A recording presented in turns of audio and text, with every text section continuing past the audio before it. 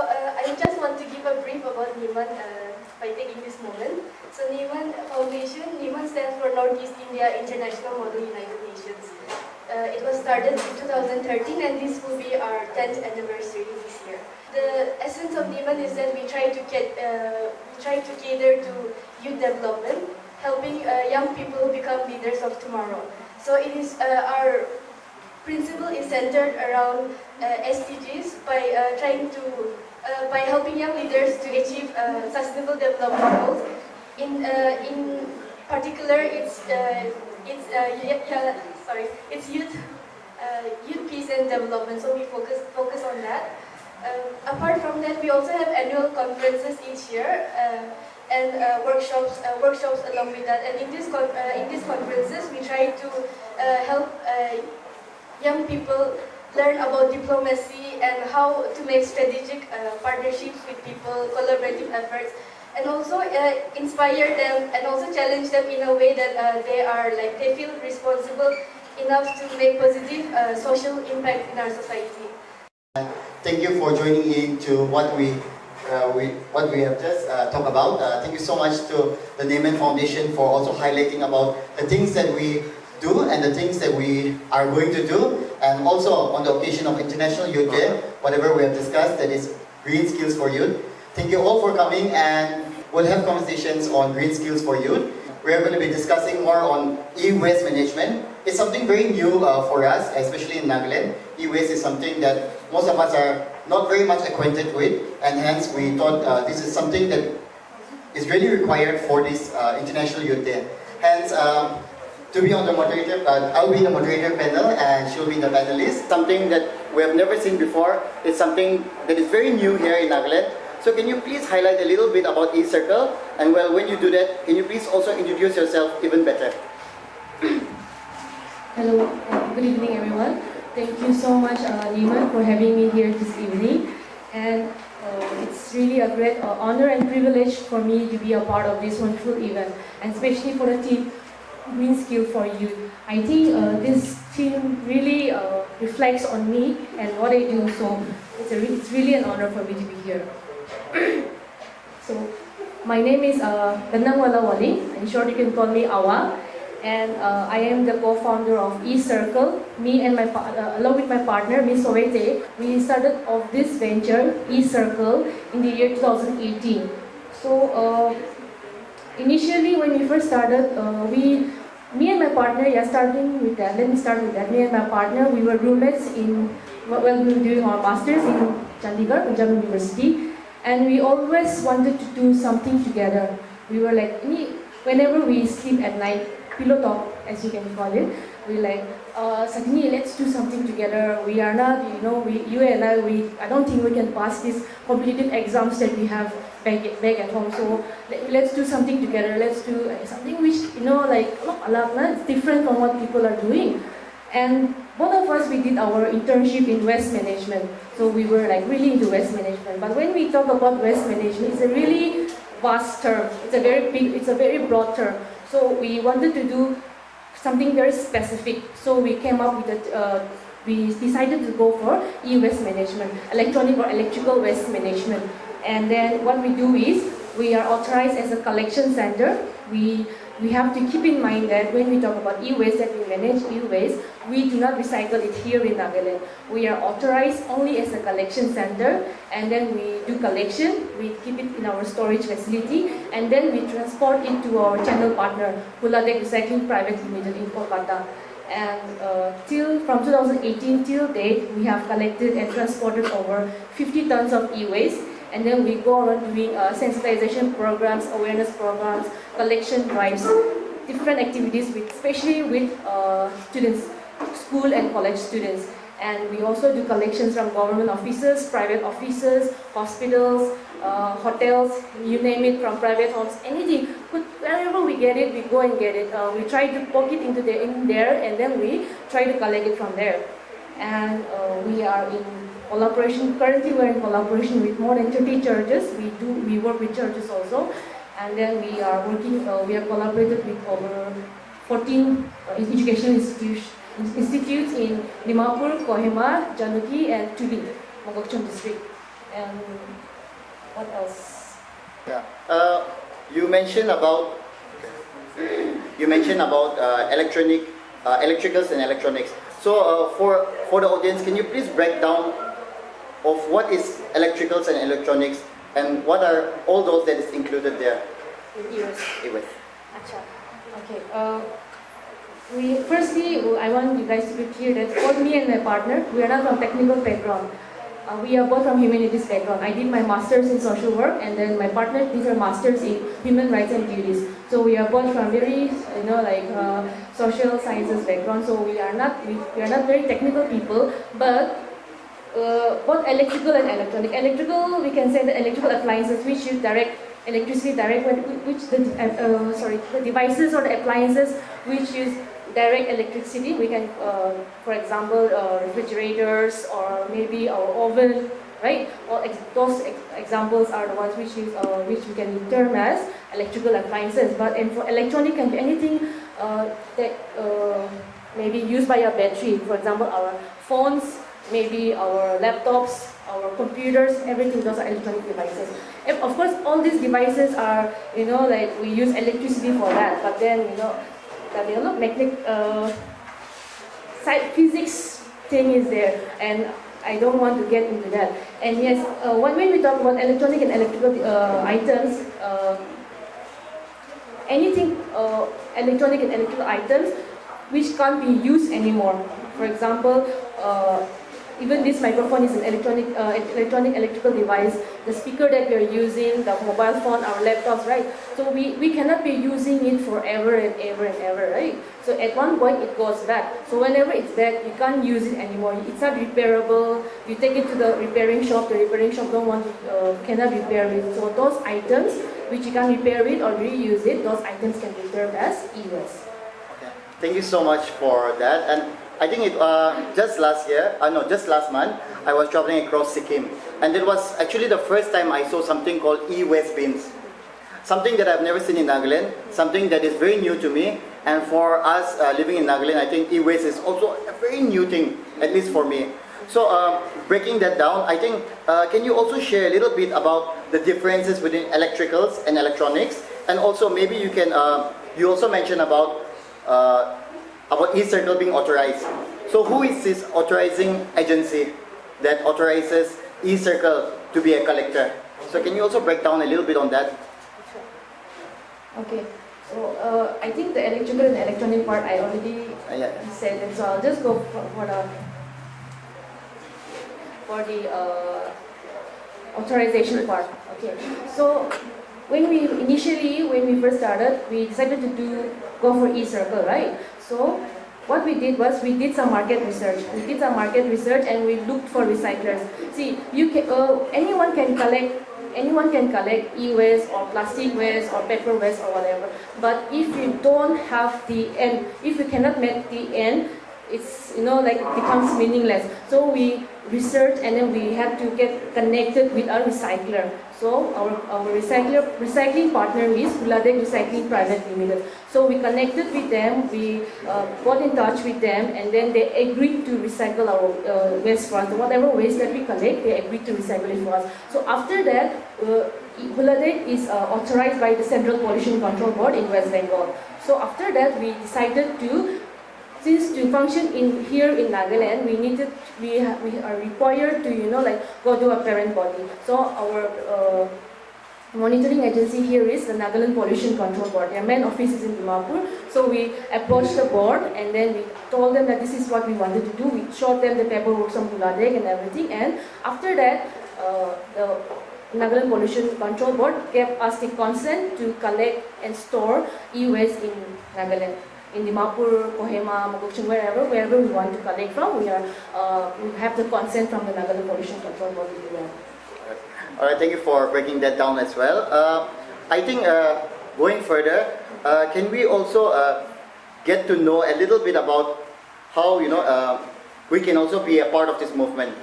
As young is International Youth Day, and I think it's very important for all of us to be a part of this whole movement as well. And in that case, I think not just being a part of the movement, can someone also volunteer to be a part of e-circle, and also towards where are these e-waste management dustbins located? Where are you based in? And if someone wants to contribute any one of them, where do we locate? That's right. Okay. So before we get into that, I have a question for you. All right. So you have a charger, right? Yeah. So you have been using your phone for the past maybe 10 years. So in that 10 years period of time, you have been using different chargers or headphones. So has it broken down at one point of time? I mean, of course, it has broken down and it's just lying somewhere in the corner of the room, I guess. Yes. So it's lying in the corner of your room. So have you thrown it away, or you're just keeping it somewhere, you're storing it in a drawer, or? Probably a drawer, because I don't know where it's anymore. Achha, so you haven't thrown it away? Yeah, I think so. Achha, for the past 10 years? Probably yes. Achha, okay. So many a times, right, us young people, we are so used to using electronic and electrical devices, charger, headphones and everything, and then 100% guaranteed that it will not be lasting you for an eternity, maybe maximum 2 years. And then what we do is we either, us Naga people, we have this tendency, like attachment tendency with whatever we use, whatever items that we own. So even if it breaks down, we want to keep it with us. So what we can do is, instead of like keeping it somewhere in your storage, or maybe most of the time whenever I go around doing this kind of programs in schools and colleges, the students, they give the answer, dustbin. And after that, where does the dustbin go? The municipal will come and collect it, and it will go to the landfill, right? So instead of doing that, what you can do, if you have been collecting it with you, very good. You collect it, keep it with you, and maybe you got our brochures today when you're here. Our contact numbers are here, so you can call us. And what we do is we do on-site collection. If you have bulk items, very big items like the speakers, which you can't carry it with you, which you can't, like transport it yourself, you give us a call, we will come and pick it up from your location. And other than that, if you have like small items like I mentioned, the charger, the headphones, or maybe small home appliances like maybe a toaster or maybe an induction, if you're using it and it gets broken down, what you can do is, like I've mentioned earlier, we are in collaboration with over 14 schools in Dimapur and Kohima. So we have placed our e-waste bins in those colleges. And then if maybe whenever you contact us, if we can like locate that area near you, you can go and then you can place your waste in those bins. Not paper waste, okay, but electronic and electrical waste only. You can go and then you can use that bin to dispose it there, and then we will go and then we will collect it from there. And like I said, big items, you give us a call, we will come and collect it from your location. Alright, thank you for sharing that. If these are all broken items that cannot be used, or things that cannot, to some certain point, cannot be even refurbished, right? So what do you do with your collector? So after you collect, you send it for recycling. So what is the final end product that you get out of it as well? Okay. So I have mentioned it before that we are authorized only as a collection center. So when we talk about e-waste and then recycling and everything, under that there are various terms, like there are collection centers, there are dismantlers, there are refurbishers, there are recyclers and everything. So since we are authorized only as a collection center, if for example we got this phone as a waste, so we will take it and then we will store it in our location as it is. Okay, we will store it in our location as it is. We will not dismantle it. We will not try to like go all rocket science on it, right? So what we will do is we will store it in our storage facility for some time, and after that period we will be transporting it to Kolkata. So once we transport it to Kolkata, when it reaches the facility there in Kolkata, what they will do is there are dismantlers there. So they will dismantle it using proper procedures as mentioned in the e-waste rules. So what they will do is they will dismantle it, they will segregate it, and then after segregation, since our electronic and electrical items, it's made up of plastic, glass, steel, iron, etc. So what they will do is, after dismantling it, they will segregate it, and then accordingly they will be sending it to various recyclers. For the plastic, they will be sending it to plastic recyclers.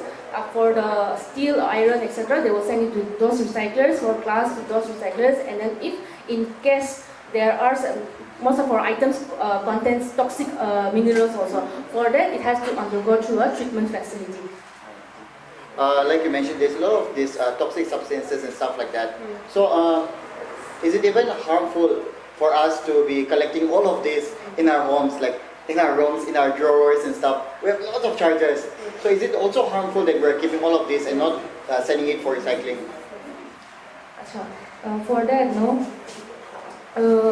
As long as the product is intact, okay, in its original form, it will not be emitting any. And then, as long as it's stored in a proper ventilated place, like away from water and everything.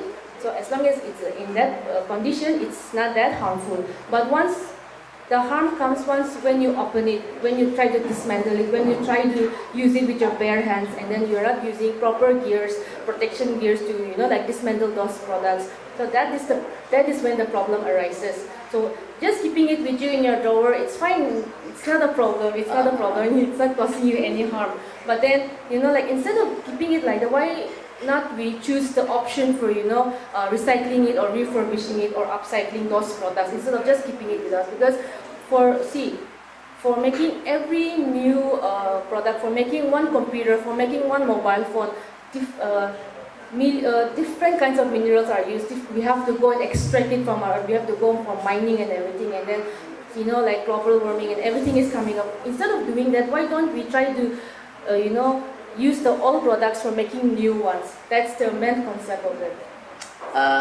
Like you mentioned, right? During humanities, you took up in humanities and you shifted to e-waste management and collection.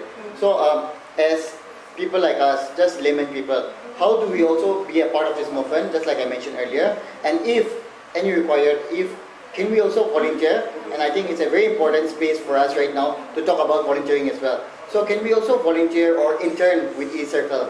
Are you open for that? Yeah.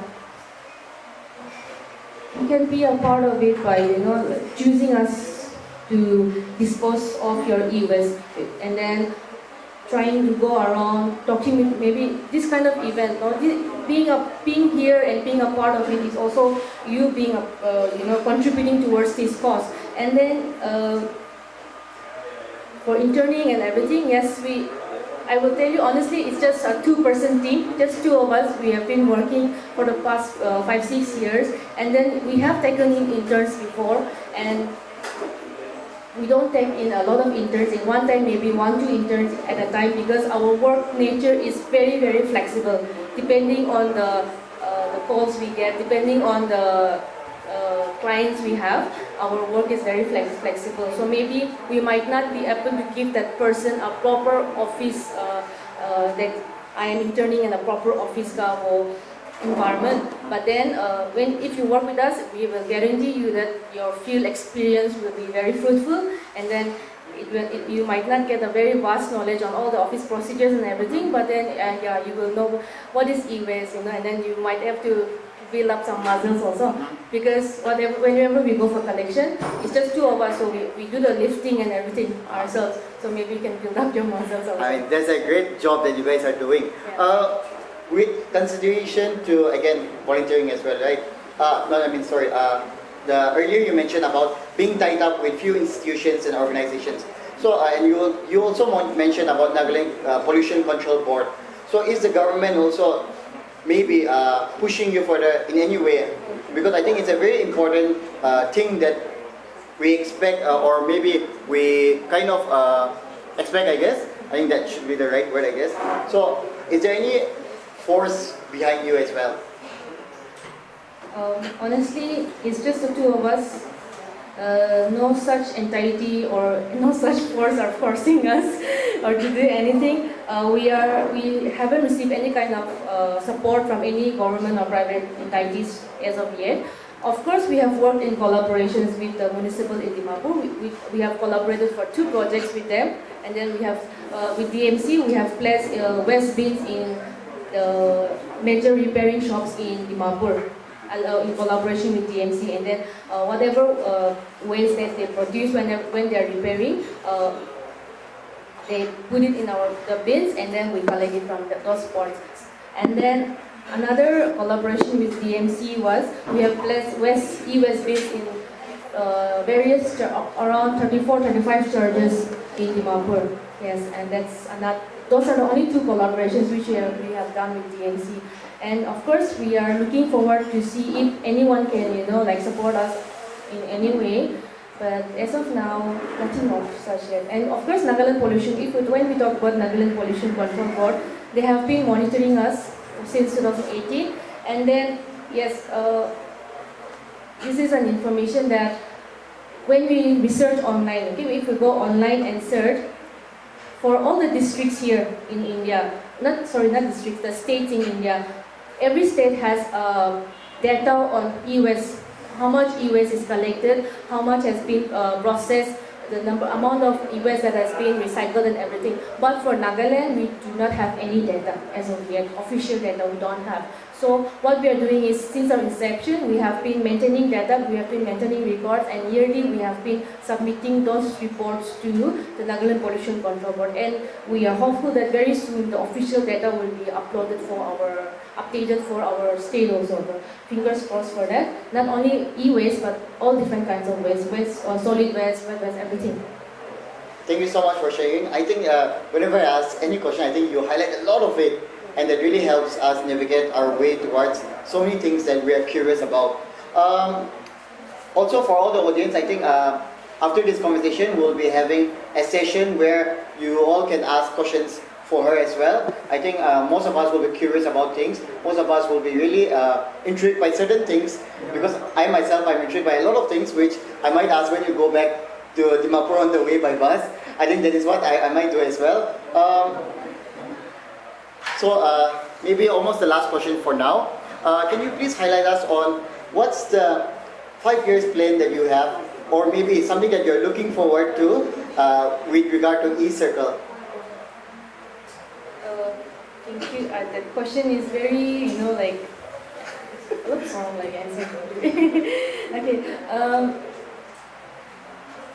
Right now we are currently dealing with electronic and electrical waste only. But then the big picture that we're looking forward is to, if we can deal with other kinds of waste. Like whenever the current scenario, the current reaction from people that we get is, people call us and then they say, fridge ekta ase, TV ekta ase, please apni khala mamige pick up korle phatai. Now, send some people from your organization to pick up a fridge and a TV, okay? So we'll say yes, and then we'll take the location and everything, and then when we go to the location, they're like, chukri do that actually. Like, because it's just two of us. Like I've said, that what we do is we lift ourselves. Whatever we do it ourselves only. So the bigger picture will be that if we can generate employment, and then if we can, like have more employees under us, so that it can be like we can do more together. That's one thing, but that is only possible when we, widen our concept. So right now, since we're dealing with only e-waste, our main aim is that we will deal with other kinds of waste also. And then we are still in the initial stage for that. We are looking forward to deal with solid waste, and then we have already started some small pilot projects for that. And then hopefully, if it's successful, we can use those pilot projects, and then we can go on for bigger projects also. And it's like I said, it's those pilot projects that we're doing is to do with educational institutes only, because when we talk about solid waste, we cannot do it in big scale as of now. So initially we are doing, that is one thing. And another thing is, we are currently very active in Kohima and Dimapur only, but we are looking forward to go to other districts of our state. Hopefully by that time we go, the roads will be better, the transportation will be cheaper. Yeah. Thank you so much for highlighting. I think you have mentioned a lot part of it, and maybe if I'm not curious enough to navigate the way where I ask few questions, then maybe you can share something that you think is important for you to share as well. And after that, maybe we can open the session or open the table for all of us to ask questions as well. Okay, I have a question for you. Okay. I don't want to, get the audience nervous by asking them this question. Alright. So when we talk about waste management, there are certain R's, right? R's. So what are the R's that you know? I honestly not even one, I guess. I mean, it's something very new to me.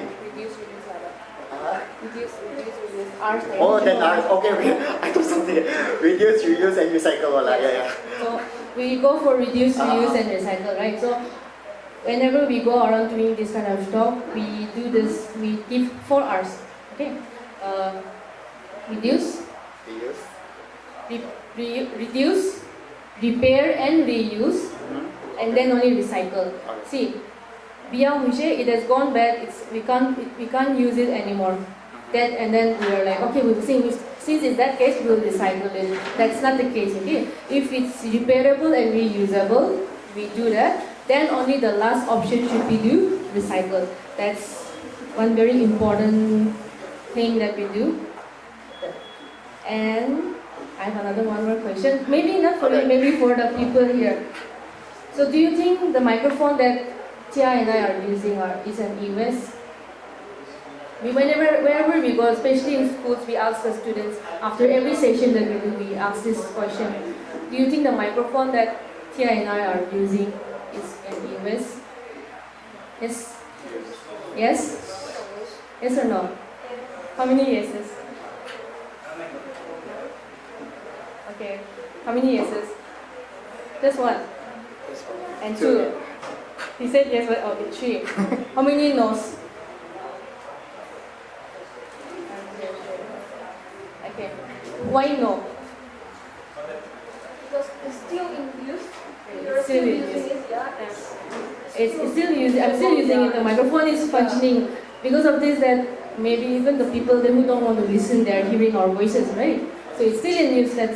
So it's not an e-waste. Okay. So as long as it's functioning, as long as we are using it properly, and then maybe there are some hitches here and there, and if we can repair it and reuse it, so we repair and reuse it, being minimal. But the last option, recycling, refurbishing should not be the first option. It should be the last option. Like we cannot do anything on this thing. This is a gone case. Then only recycling should be the option. So yeah, that's it. Well, thank you so much. Maybe we can open the floor for all of us to ask questions. If there is any, we can proceed.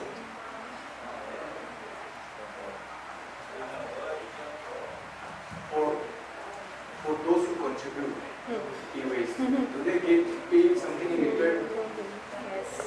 Yes, that's the most common question that we get. Okay, so yes, we do pay people who dispose their waste through us. Okay, but then we have to keep in mind that whatever items, like I said, if it's repairable and reusable, you do it. That's what I've been saying, right? Only the items which are like useless items only. Those are the items that we collect. So we do pay, but then the amount is very, very minimal.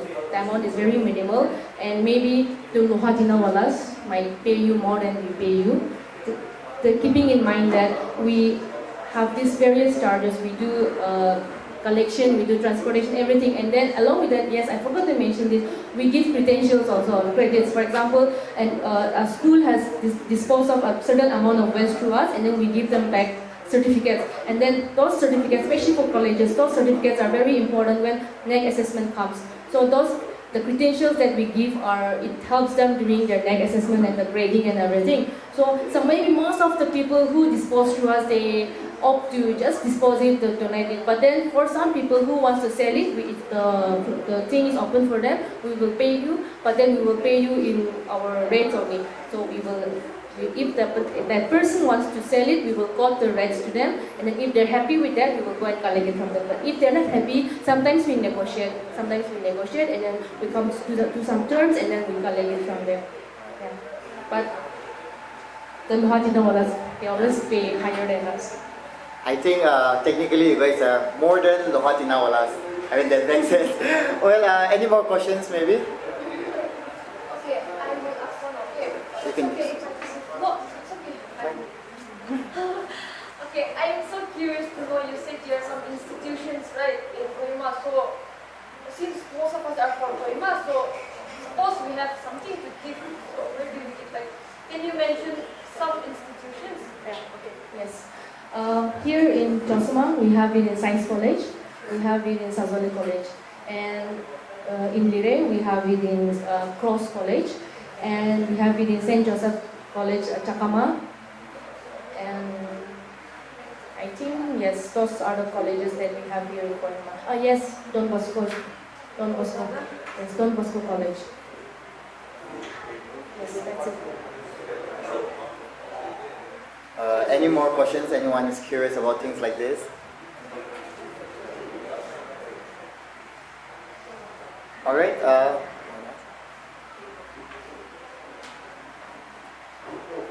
What happens to all those e-waste collected? It gets sent to Kolkata. What happens after that? What do they do with it? Do you know anything about that? Yes. What they do is, we will send them in this intact condition, right? So after reaching that, they have dismantlers. So they will dismantle it, and then different products, for example, the plastics, the steel matter, the plastic, the aluminum, everything will be segregated, and then they will be sent to different recyclers. It's not that the particular item gets recycled in one place. It's not like that. All the different elements, they get separated, and then they go to different recyclers. And then maybe most of the items, maybe they get refurbished. Refurbished meaning that they are made into the same product or higher quality, or maybe they are recycled. Recycled meaning that most of the time when it comes to recycling, the end product is usually low quality. The lower than the original quality, it will be lower. And then maybe if some items, for example, our electronic items, they contain harmful chemicals like mercury, sulfur, what will happen is they will undergo through a treatment facility. So they making sure that it doesn't harm our environment.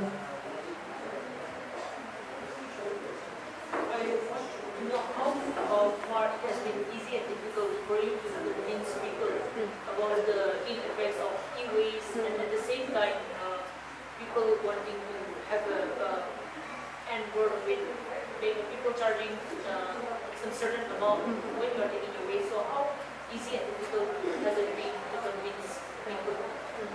Okay, yes, that's a very interesting question, because when since we have started this work, we have come across different kinds of people. Some people, they see when we tell them that this is what we do, we are here and this and that. So they're like really happy, they're excited, and they're like, come, we have these things, we have this. You come and collect it from our place, and then we don't charge any money. Okay, we will not, we'll just give it to you. But of course, there are people who are like very particular, even for one headphone, that small headphone, they are like, how much are you paying for this headphone? How much are you paying for this? Like that wire piece, how much you're paying us for this wire piece? See, it's very, there are like different people, so different people, we have different responses. And then, I was going to say something, but I forgot. You can share about your challenges. Yeah, so it's very difficult. And then yes, there has been instances where, see, in other cities, other big cities, what happens is that people pay you for recycling their waste, right? So since most of us are students, you might have studied outside, so you pay the people for coming and taking their waste. So we are somewhat the same, right? So some people, they ask us, should we pay you for collecting our waste? Some people are like that. Some people are like, we have to pay them for that. So it's very hard convincing those kind of people. And then especially when we go to big offices, these big offices, they have a lot of waste. Like, they have rooms full of waste. But then the procedure to collect this kind of waste, and then there are certain office protocols they have to follow. So mostly in government offices, it takes months to like clear those paperwork, but then at the end we can pick up one truck of waste from that location. And most of the time, the government offices, they don't charge us any money for disposing their waste. So yeah, maybe initially it might be difficult, but at the end the results are always good. Well, thank you so much for that. I think we will. If there's any one last question, maybe we can take that in, and maybe we can proceed on with next. While you are thinking for maybe one last question, I will also want to know something from you again. Although you have mentioned quite a few times, can you also share about the challenges you face, especially with regard to Nagaland as a e-waste collector?